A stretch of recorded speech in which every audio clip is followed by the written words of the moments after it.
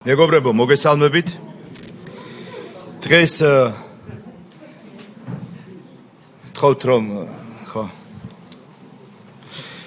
კეთილი დღეს გვაქვს მორიგი საკომიტეტო მოსმენა გაერთიანებული დიასპორის და კავკასიის საკითხთა, კულტურის და სპორტის კომიტეტების ერთობლივის ხდომა. წარმოდგენილია ორი საკითხი, ჩვენი და ასე ვთქვათ, სპორტის კომიტეტის საერთო არის პირველი საკითხი, ხოლო დანარჩენ შემდეგ უკვე კულტურის კომიტეტი გააგრძელებს. მე მანამდე მინდა ვთხოვო, დიასპორის კომიტეტს კვორუმი გვაქვს. დღის წესრიგით მოკლედ გათვალისწინებული გვაქვს ერთი საკითხი, დიასპორის კომიტეტს, ეს არის საქართველოს ფინანსთა სამინისტროს მიერ წარმოდგენილი საქართველოს 2025 წლის სახელმწიფო ბიუჯეტის შესრულების 3 თვის მიმოხილვა. მოხსენებელი გახლავთ ბატონი გიორგი კაკაურიძე, ფინანსთა მინისტრის პირველი მოადგილე. დღის წესრიგთან დაკავშირებით თუ კითხვები არ აქვს, კომიტეტს ვთხოვ, რომ დავამტკიცოთ ეს დღის წესრიგი. დიდი მადლობა. ბრძანეთ. მეგებო, ასევე ვადასტურებთ, რომ კულტურის კომიტეტის კვორუმიც არის და გთხოვთ, რომ დავადასტუროთ. ასევე მოგესალმებით კოლეგებო, სპორტის კომიტეტის კვორუმი გვაქვს და შეგვიძლია დავამტკიცოთ დღის წესრიგი. მადლობა. კეთილი. ბატონი მოხსენებელიც შემოგვიერთდა. ბატონ გიორგი, მისაბნება გავაკეთეთ. მოთელვაც გავაკეთეთ. კომიტეტები მზად ვართ. აბა, გისმენთ 3 თვის მიმოხილვა და შესაბამისად შემდეგ უკვე გვექნება შესაძლებლობა, რომ კითხვები დავსვათ. დიდი მადლობა, მოგესალმებით. წარმოგიდგენთ ინფორმაციას 2025 წლის ბიუჯეტის შესრულებასთან დაკავშირებით, დავიწყებ ეკონომიკური პარამეტრებით. ჩვენ პირველ კვარტალში გქონდა შენარჩუნებული მაღალი ეკონომიკური ზრდის ტემპი, პირველი თვე იყო 11.1%, თებერვალში 7.7%, ხოლო მარტში შეადგინა 9%, ჯამში პირველ კვარტალში ეკონომიკური ზრდის მაჩვენებელი შეადგენს 9.3%. რაც შეეხება ინფლაციის კუთხით, ინფლაცია მარტში დაფიქსირდა 3.5%, თუმცა საშუალო ინფლაცია პირველი კვარტალის განმავლობაში ჯერ გვაქვს 1.7%, მოგეხსენებათ ბოლო 2 წლის განმავლობაში მიზნობრივთა შედარებით მნიშვნელოვნად დაბალია ინფლაციის მაჩვენებელი. საგარეო სექტორს რაც შეეხება, საქონლით ვაჭრობით დავიწყებ, 5 მილიარდ 618 მილიონი დოლარი იყო ჯამში საგარეო ვაჭრობა, წლის პირველ კვარტალში 16%-იანი ზრდა გვაქვს, მილიარდ 401 მილიონი დოლარი იყო ექსპორტის ნაწილი, 5.7%-ია ზრდის მაჩვენებელი, ხოლო იმპორტი იყო 4 მილიარდ 217 მილიონი დოლარი. საგარეო სექტორის მნიშვნელოვანი მიმართულება, რა თქმა უნდა, ტურიზმის ნაწილში ჩვენ ვიზიტორებში გვაქვს მცირე ზრდა, დაახლოებით 1.3%-ია ზრდის მაჩვენებელი, 1.172.000 ვიზიტორი იყო წლის პირველ კვარტალში შემოსული საქართველოში, აქედან ტურისტული ვიზიტების რაოდენობა შეადგინა 959.000, შესაბამისად 2.2% არის გაზრდილი. რაც შეეხება ტურიზმიდან მიღებულ შემოსავლებს ქვეყნის ეკონომიკაში, 2.3% არის ესეც გაზრდილი და შეადგენს 826 მილიონ დოლარს. ფულადი გზავნილების ნაწილი არის შემცირებული 4%-ით, 697 მილიონი დოლარი შეადგინა და შემცირება უკავშირდება რუსეთის ფედერაციიდან მიერჯერადი თანხების შემცირებას, რომელიც 2022-23 წლებში იყო, 24 წლის დასაწყისში მცირედი შენარჩუნდა და ეხლა უკვე იმაზე დაბალი არის ტემპი, რაც ყოველთვიური შემოდინება, რაც მანამდე, ომის დაწყებამდე იყო რუსეთის ფედერაციიდან. სხვა მიმართულებებიდან, ყველა მიმართულებით გაზრდილია წმინდა ფულადი გზავნილები. რაც შეეხება უშუალოდ ბიუჯეტის ნაწილს, ნაერთი ბიუჯეტის შემოსავლებმა ჯამში შეადგინა 6 მილიარდ 551 მილიონი ლარი, დაგეგმილი მაჩვენებლის 102.1%-ია, მათ შორის გადასახადების ნაწილში საკასო შესრულება შეადგენს 6 მილიარდ 77 მილიონ ლარზე მეტს, 102%-ია შესრულების მაჩვენებელი და ამავე პერიოდში DGG-ს ზედმეტობის დაბრუნების სახით მიიმართა 623 მილიონ ლარამდე. გრანტების მაჩვენებელი შესრულებულია 111%-ით, 61 მილიონ ლარზე მეტია მიღებული, ხოლო სხვა შემოსავლების ნაწილი შესრულებულია 102.7%-ით და ნომინალურ გამოხატულებაში 402.8 მილიონ ლარს შეადგენს. პრივატიზაციაში გვაქვს საკმაოდ კარგი დინამიკა, 161 მილიონი ლარის ინქონების პრივატიზება მოხდა წლის პირველ კვარტალში 156% აქ შესრულების მაჩვენებელი და ასევე მაღალია შესრულების მაჩვენებელი სესხების დაბრუნებაშიც 128 მილიონი იყო წლის პირველ კვარტალში სესხების დაბრუნების მაჩვენებელი. რაც შეეხება ბიუჯეტის დეფიციტი, ერთ-ერთი მნიშვნელოვანი ინდიკატორი ჩვენ მოგეხსენებათ 2.5%-ზე გვაქვს დაგეგმილი, პირველ კვარტალში 0.2% იყო ბიუჯეტის დეფიციტის მაჩვენებელი. რაც შეეხება უშუალოდ სახელმწიფო ბიუჯეტის ნაწილში, სახელმწიფო ბიუჯეტში ჩვენ შემოსავლები ასევე გადაჭარბებით გვაქვს შესრულებული 102.1%, უშუალოდ სახელმწიფო ბიუჯეტის წილი ჯამურ შემოსავლებში იყო 5 მილიარდ 591 მილიონი ლარი, მათ შორის გადასახადები 5 მილიარდ 428 მილიონი ლარი, სხვა გრანტები 59 მილიონი ლარი, ხოლო სხვა შემოსავლები 212 მილიონი ლარი, ჯამურ შესრულება 102.1%-ია. პრივატიზაცია სახელმწიფო ბიუჯეტში 100%-იანი შესრულება გვაქვს, ისევე როგორც სესხების დაბრუნების ნაწილში 154 მილიონი ლარია სახელმწიფო ბიუჯეტში მიღებული სესხების დაბრუნების მიმართულებით. რაც შეეხება ვალის მომსახურებისა და ვალის აღებისა და დაფარვის მაჩვენებლებს, ჩვენ წლის პირველ კვარტალში საშინაო ვალის ემისიით მივიღეთ 612.8 მილიონი ლარი, საგარეო საფინანსო საგარეო წყაროებიდან მიღებული თანხა შეადგენს 122.8 მილიონ ლარს, ხოლო რაც შეეხება ვალის მომსახურებაზე და დაფარვაზე მიმართულ თანხებს 524 მილიონი ლარი მიიმართა საგარეო ვალდებულებებზე, ხოლო 352.3 მილიონი ლარი საშინაო ვალდებულებებზე. რაც შეეხება ბიუჯეტის ხარჯვით ნაწილს, ჩვენ აქაც შესრულება საკმაოდ ნორმალურად მიდის, 27 მილიარდ 951 მილიონი ლარია ჯამურად ბიუჯეტის მოცულობა 2025 წლისთვის, წლის პირველ კვარტალში დაგეგმილი იყო 6 მილიარდ 780 მილიონი ლარი, საკაცობრიო შესრულება შეადგენს 6 მილიარდ 394 მილიონი ლარს, 94.3%-ია დაგეგმილთან მიმართებაში, ხოლო დამტკიცებული წლიური გეგმასთან მიმართებაში 23% შეადგენს. რო შევხედოთ უწყებების მიხედვითაც, აქაც საკმაოდ კარგი დინამიკაა, განსაკუთრებით მაღალი ბიუჯეტის მქონე უწყებების ნაწილში, მაგალითად ჯანდაცვის სამინისტროს შესრულება 2 მილიარდ 200 მილიონ ლარამდეა და 99.6%-ია, რეგიონული განვითარებისა და ინფრასტრუქტურის სამინისტროში 477 მილიონ ლარზე მეტია და 105% შეადგენს დაახლოებით, განათლებისა და მეცნიერების სამინისტროს ნაწილში 678 მილიონ ლარზე მეტია და 98% შეადგენს, გარემოს დაცვისა და სოფლის მეურნეობის სამინისტროს ნაწილში 190 მილიონ ლარზე მეტია და 93.3% შეადგენს.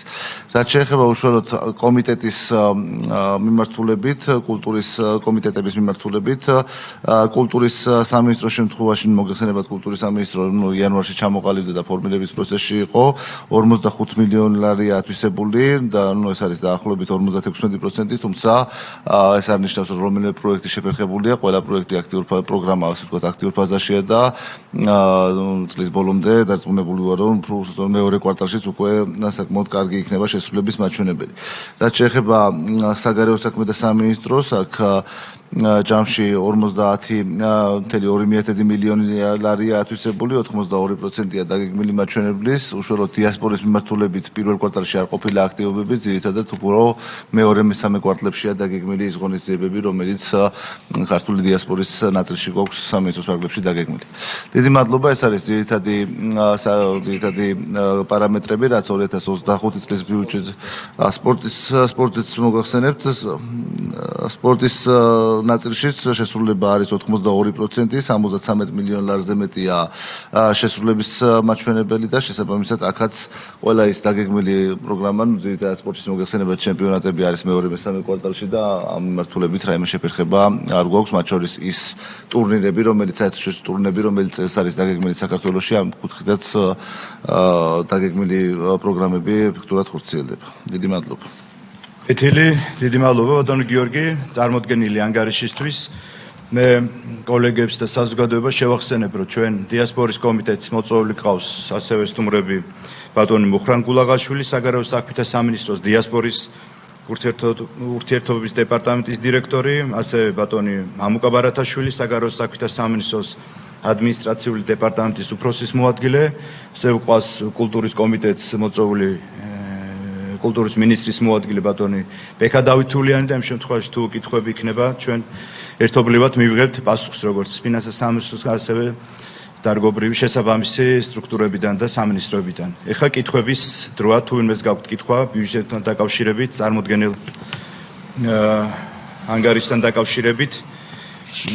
მანამდე თქვენის ნებართვით ბატონ გიორგი პირველი კიდევ ერთხელ ცხადი არის და ხაზი მინდა გაუსვა იმ თემას რომ უსამშობლოებთა ჯგუფი ცდილობა ჰქონდათ რომ ეთქვათ რომ ბიუჯეტის პრობლემა აქვს ვერ სრულდება კიდევ ერთხელ მკაფიოდ ითქვა რომ გადასახადების შემოსავლების ნაწილში 102%-ით არის შესრულებული. ყველა თითეული პუნქტი არის შესრულებული და გეგმილია. უფრო მეცაც გეტყვით, ჩვენ ეკონომიკურ ზრდა წლის დასაწყისში დავამტკიცეთ დაახლოებით 6%-ამდე იყო 5 და რაღაც. და დღეს ჩვენ ვსაუბრობთ, მაგალითად მარტის თვეში ეკონომიკურ ზრდა ჰქონდა 9%, ხოლო იანვარ-მარტის მთლიანად პირველი კვარტალის გამოვიდა 9.3%. მათ შორის გაცვლითი კურსი გახსოვთ ხო აპოკალიფს რომ ქადაგებდნენ და პროგნოზირებდნენ რომ ჩამოიშლება ეკონომიკა, ჩამოიშლება კურსი, ჩამოიშლება ცალკეული სექტორები. ეს ცდილობა ჰქონდათ რომ საზოგადოება შეცდომაში შეიყვანათ და ამის მცდელობა ჰქონდათ რომ აი ქაოსი შემოიტანათ მათ შორის პოლიტიკურ ნაწილში, მათ შორის ეკონომიკურ ნაწილში და ყველა ნაწილში ვაი ეკონომისტები თუ დაქირავებული ბიზნესმენები რო ყავდათ წარმოდგენილი. ბოდიში ვერ გავეკეცი, მაგრამ სიმართლე ერთია და სიმართლე ყოველთვის უნდა ითქვას. ბატონ გიორგი, მე რამდენიმე კითხვა მაქვს თქვენთან. პირველი თქვენს ანგარიშში რაც წარმოადგენთ იქ ნათლად მკაფიოდ არის რომ ჩვენ ევროკავშირის მიმართულებით 51%-იანი ზრდა გვაქვს ექსპორტის ნაწილში. რამ განაპირობა ეს როგორ მოხდა ძალიან მისასალმებელია სასიამოვნოა ეს ერთი. მეორე კითხვა გვაქვს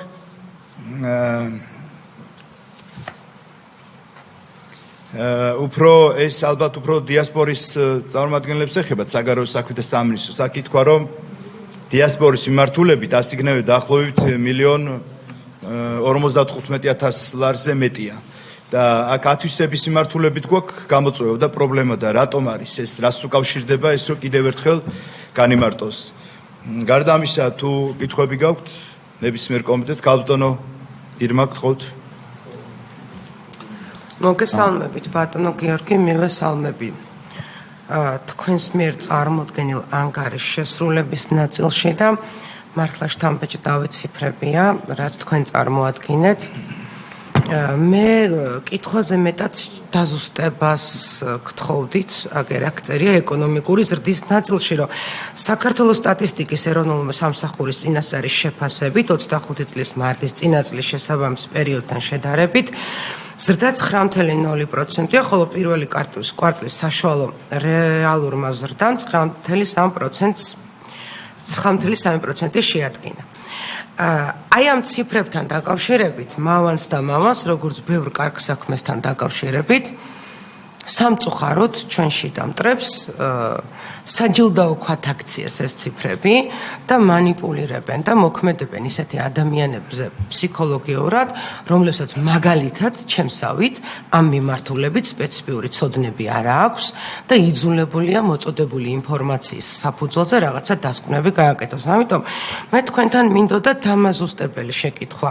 საქართველოს სტატისტიკის ეროვნული სამსახური, რომელ საერთაშორისო ორგანიზაციებზე დაყრდნობით გვეუბნება ამ ციფრებს, რა უდევს საფუძვლად, რომ რამდენად რეიტინგულია ის საზომი საერთაშორისო ორგანიზაციები, რომლებიც ამ ციფრებზე მიუთითებენ სტატისტიკის სამმართველოს, ამაზე რომ გითხრათ კიდევ ერთხელ, რადგან მაღალი საზოგადოებრივი ინტერესი არსებობს და ჩვენი დღევანდელი კომიტეტის ხდომა სტრიმით გადაიცემა. მადლობა.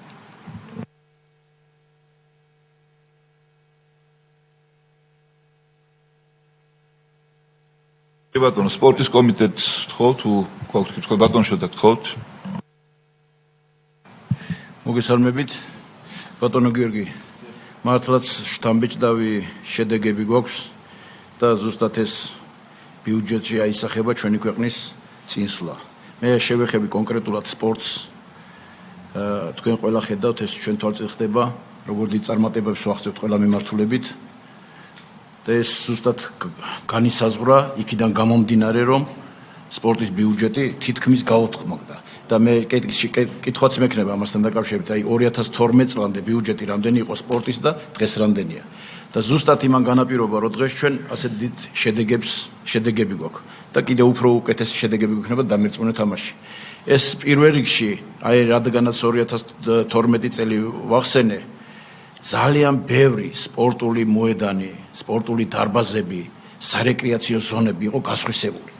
საშინელ მდგომარეობაში იყო, დამერწმუნეთ და იქიდან მოყოლ, რა თქმა უნდა, ჩვენ ამაზე ძალიან ბევრი ვიმუშავეთ, სახელმწიფომ, ხელისუფლებამ პირდაპირ დაუდგა გვერდში სპორტს და არც ერთი ობიექტი აღარ გასხვისებულა 2012 წელს. პირიქით, ის გასხვისებული, ის კაბალური ხელშეკრულებები, რომლებიც იყო დადებული მყიდველებთან და ისევ თავიანთი აი შიგნით როგორც ყველაფერს ანგრევდნენ და თავისთვის იყენებდნენ, ესე აკეთებდნენ და გასხვისებული იყო. ესენი დავიბრუნეთ ძალიან ბევრი და პროცესშია კიდე ბევრი ისე რა ქვია, ობიექტის დაბრუნება. ზუსტად ეს არის იმის შედეგი, რასაც სახელმწიფო აკეთებს სპორტის მიმართულებით.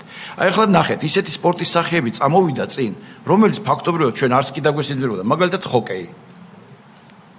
ჩვენმა ჰოკეისტებმა 5 შეხვედრა მოიგეს იმ დივიზიონიდან გამოვლენ თავისთავად და კიდე აქ პერსპექტივებია. ჩვენმა სახელმწიფომ რა გააკეთა? ააშენა ქვეყანაში 2 ყინულის დარბაზი მსოფლიო სტანდარტების, ბიატლონის ტრასა. დღეს ჩვენ ზამთრის სახეობებში უნიკალური შედეგები გვაქვს. ინფრასტრუქტურის თვალსაზრისით და რა თქმა უნდა ამას მოყვება უკვე მერე შედეგებიც. ეს არის სახელმწიფოს მიდგომა. იგივე ის დარბაზები, აი დაანონსებული პრემიერის მხრიდან 2 მილიარდი ლარი ინფრასტრუქტურის მშენებლობისთვის. ეს არის ზუსტად სახელმწიფოს მდგრადობა, სახელმწიფოს ცნობადობის აღიარება მსოფლიოში.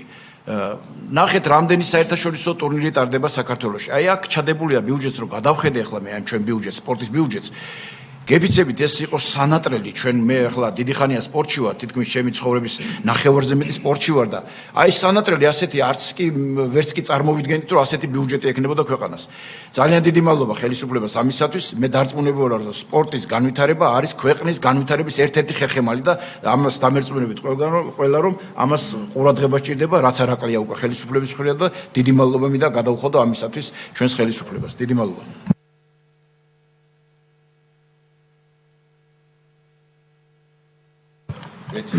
მადლობა ბატონო და მეც მაქვს კითხვა და აუცილებლად შემოგიერთდებით, რომ რამდენად დიდი წარმატებები აქვს დღეს ქართულ სპორტს და ძალიან მნიშვნელოვანია ამ წარმატების კიდევ უფრო ხელშეწყობა. ზუსტად ამ მიზნით არის დაანონსებული ის მასშტაბური ინვესტიცია ინფრასტრუქტურის მიმართულებით.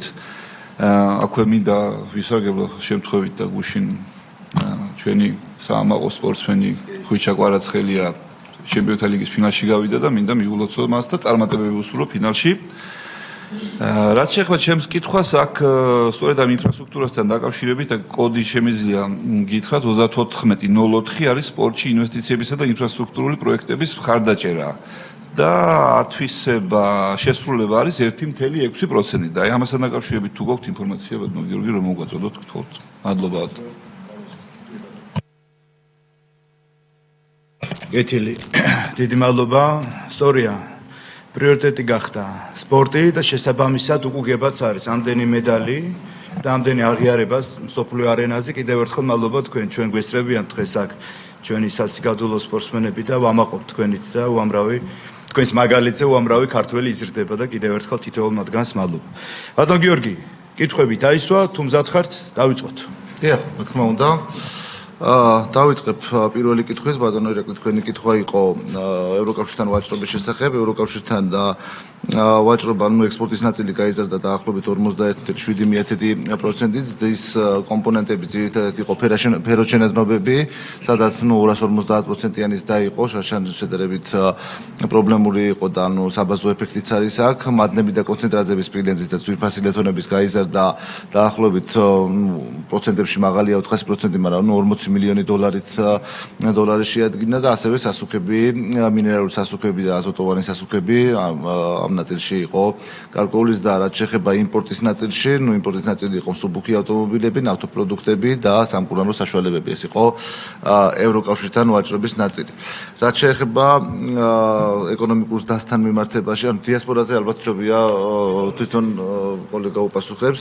ეკონომიკურ დასთან მიმართებაში, რა თქმა უნდა, ეკონომიკურის და ქვეყანაში არის და ეს ციფრები ეყრდნობა იმ საერთაშორისო მეთოდოლოგიებს, რომელიცაც იყენებს სტატისტიკის სამსახური, რა თქმა უნდა, ამ მეთოდოლოგიის გამოყენება და ეს მეთოდოლოგია დაინერგა საერთაშორისო სავალუტო ფონდის, ევროკავშირის შესაბამისი ევროსტატის ექსპერტების მხარდაჭერითაც და ეს მეთოდოლოგია გამოიყენება საქართველოში, საქართველოში დაახლოებით 15 წელია უკვე და ეს მეთოდოლოგია არ შეცვლილა, მხოლოდ დახვეწის მიმართულებით ხდება.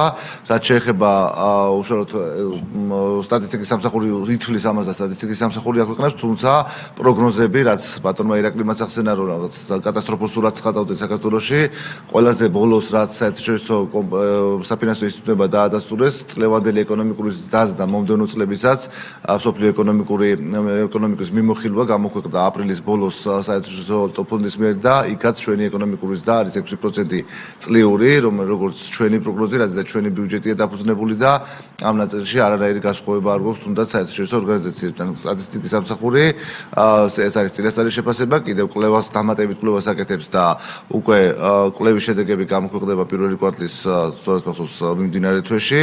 შესაბამისად, იმ მეთოდოლოგიას იყენებს, რა მეთოდოლოგიაც არის დანერგი სავალუტო ფონდისა და ევროსტატის ექსპერტების მიერ. რაც შეეხება სპორტის ნაწილში გვაქვს თუ სწორად მახსოვს, ახლა ვერ დავდებ თავს, მაგრამ დაახლოებით 60 მილიონი ლარამდე იყო 2012 წლამდე სპორტის დაფინანსება, დაახლოებით ეგრე იყო, შეიძლება პლუს მინუს რაღაცა, მაგრამ დაახლოებით 60 მილიონი ლარის ფარგლებში იყო. რაც შეეხება თითქმის 300 მილიონი ლარია გამოყოფილი სპორტის დაფინანსების ნაწილში და აქაც აღნიშნავ თქვენი კითხვაც იყო ბატონო ვიქტორ 4 მილიონი ლარიდან ათვისება დაბალია, მოგეხსენება სამინისტრო გაიყო. ეს არის ძირითადად სპორტული ინფრასტრუქტურის თანხა, რომელიც არა რაიმე ობიექტის მშენებლობა, არამედ უფრო პროექტირების ნაწილია და მცირე ინფრასტრუქტურული პროექტები, რომელიც არსებულ დარბაზებსა და არსებულ ობიექტებში შეიძლება გამოყენებული იქნას. მსხვილი ინფრასტრუქტურული ობიექტების თემა არის უკვე ინფრასტრუქტურის სამინისტროს ნაწილში, იქ მიმდინარეობს პროექტირება, მოგეხსენებათ ყველა მუნიციპალიტეტში დაგეგმილია მულტიფუნქციური დარბაზების მშენებლობა და ის თანხა უკვე გათვალისწინებულია ინფრასტრუქტურის სამინისტროს ნაწილში და ის აქტიურად დაიწყება ისევე როგორც ახალი სტადიონის მშენებლობა. რაც შეეხება დიასპორასთან დაკავშირებით, რა თქმა უნდა, ვთხოვ უფრო დეტალურად მოგაწვდით ინფორმაციას. კეთილი, ბატონ მუხრან, გთხოვთ იმ თემასთან დაკავშირებით. მოგესალმებით მეგობრებო, უერთები მილოცვა ჩვენი სპორტსმენებისადმი, მე მგონი შენგელიას გადავიდა ბარსელონაში, ეგეც კაი მნიშვნელოვანი ის არის ფაქტია, რამაც გაგვახარა ასევე. რაც შეეხება დიასპორას, მოკლედ, როგორც წეგან ბატონმა გიორგი მაგნიშნა, ჩვენი ძირითადი აქტივობები მაინც უფრო მეორე კვარტლიდან იწყება ხოლმე და უფრო წლის ბოლოსკენ, ასე ვთქვათ, გადის ხოლმე ფინიშზე.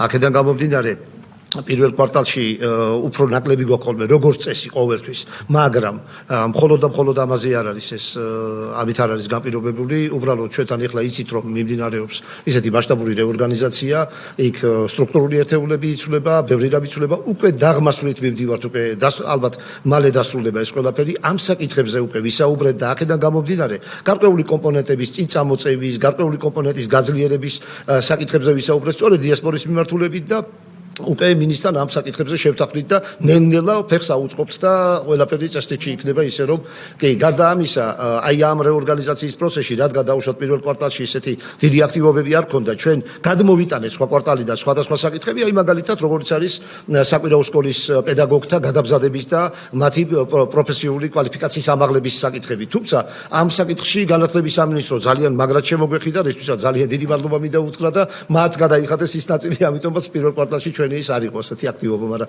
მე უკვე ნელ-ნელა ეს რა თქმა უნდა ბატონო ირაკლი თქვენს გარეშე ეგისედაც არ ხდება და იცით ხოლმე ეს ყველაფერი ისე რომ პრობლემა. კეთილი ბატონ მუხრან, დიდი მადლობა ეს იმისთვის რომ უფრო მეტი სიცხადე შევიტანოთ, იმიტომ რომ ჩვენ გვისმენს ჩვენი დიასპორა, ჩვენი მოქალაქეები და ამით იყო განპირობებული კიდევ ერთხელ ეს მოცემულობა. კეთილი, თუ კითხვები არ აქვს დიასპორის კომიტეტს, მაშინ ეს ანგარიში ცნობად მივიღოთ. კიდევ ერთხელ დიდი მადლობა წარმოდგენილი ინფორმაციისთვის. ხო, დიასპორის კომიტეტი ამით ასრულებს მუშაობას, შემდეგ უკვე ხო თქვენ.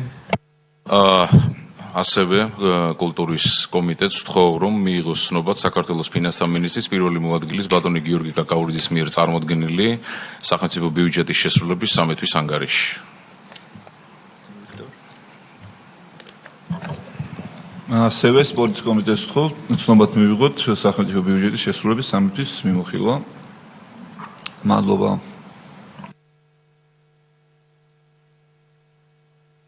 მადლობა.